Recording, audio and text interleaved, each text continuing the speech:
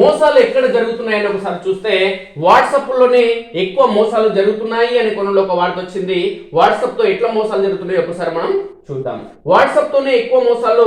ఈ యాప్ ద్వారానే నిరుడు 3 నెలల్లో 43,797 ఫ్రాడ్స్.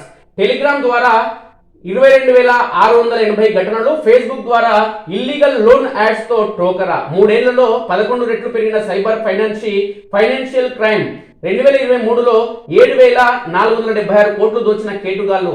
2024 తొలి 3 నెలల్లోనే 4,249 కోట్ల దోపిడీ. రికవరీ చేస్తున్నది 12% వరకే. కేంద్ర హోంశాఖ వార్షిక నివేదికలో వెల్లడి కావడం జరిగింది. కాబట్టి వాట్సాప్ లో వచ్చేటివి అన్ని వాస్తవాలు కాదనేది గుర్తించాల్సిన అవసరం ఉంది. ఇక వాట్సాప్ ద్వారా కాల్ చేస్తారు. నీ పేరుతో వచ్చిన కొరియర్ లో డ్రగ్స్ దొరికినాయి అని బెదిరిస్తారు. పోలీసులమని డిజిటల్ అరెస్ట్ చేస్తున్నామని భయపెడతారు.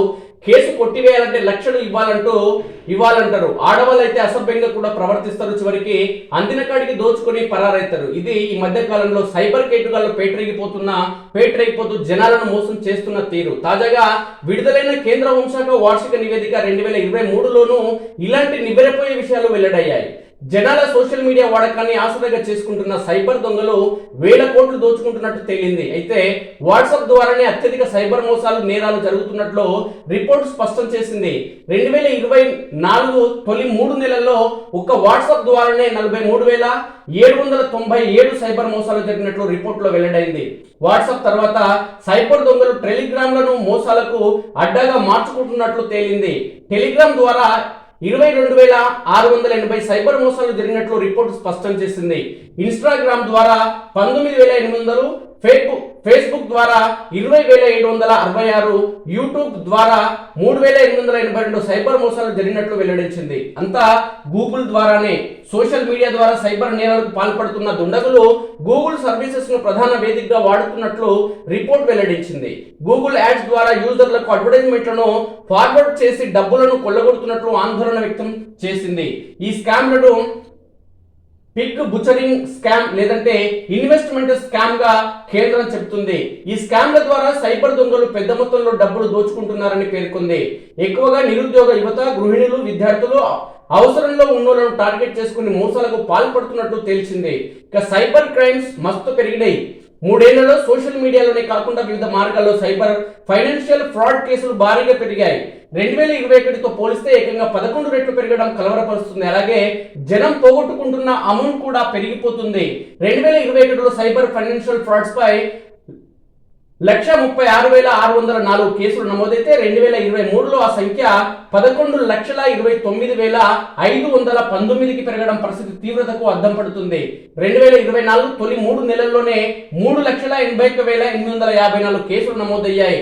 2021లో 547.73 కోట్లను సైబర్ నేరగాళ్లు దోచేస్తే 2023 నాటికి అది 7,476.54 కోట్లకు పెరిగింది. 2024 తొలి 3 నెలల్లోనే 4,249.96 కోట్ల మేరకు సైబర్ కేటుగాళ్లు దోచేశారైతే సైబర్ నేరగాళ్లు దోచుకున్న దాంట్లో రికవరీ చేస్తున్న మొత్తం మాత్రం 12% వరకే ఉంటుంది.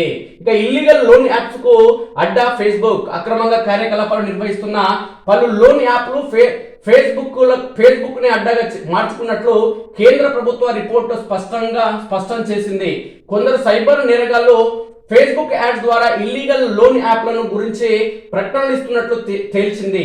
ఈ లింకులను క్లిక్ చేయడం ద్వారా ప్రజలు డబ్బు పోగొట్టుకుంటున్నారు. దీనిపై ఇప్పటికే ఫేస్బుక్ సంస్థకు రిపోర్ట్ చేసినట్లు నివేదికలు కేంద్రం వెల్లడించింది. ఇక గూగుల్లో లోపాలున్న విషయాలు ముప్పు పొంచి ఉన్న అంశాలపై గూగుల్ కు తెలియజేసినట్లు రిపోర్టులో పేర్కొంది. అక్రమ డిజిటల్ లోన్ యాప్లు సైబర్ నేరగాళ్లు గూగుల్లో చొరబడేందుకు అనువుగా ఉన్న fire base domain Google play protect ద్వారా ఆండ్రాయిడ్ బ్యాంకింగ్ మల్వేర్లను బ్లాక్ చేయడం, పుషింగ్ అడ్వర్టైజర్ల జాబితా నుంచి విషయాలపై గూగుల్ తో చర్చించినట్లు కేంద్రం వివరించడం జరిగింది. మొత్తానికి ఈ వాట్సాప్ ద్వారానే దేశవ్యాప్తంగా ప్రజలందరూ కూడా ఎక్కువ మోసానికి గురి కావడం జరుగుతుంది అనేది సుస్పష్టం.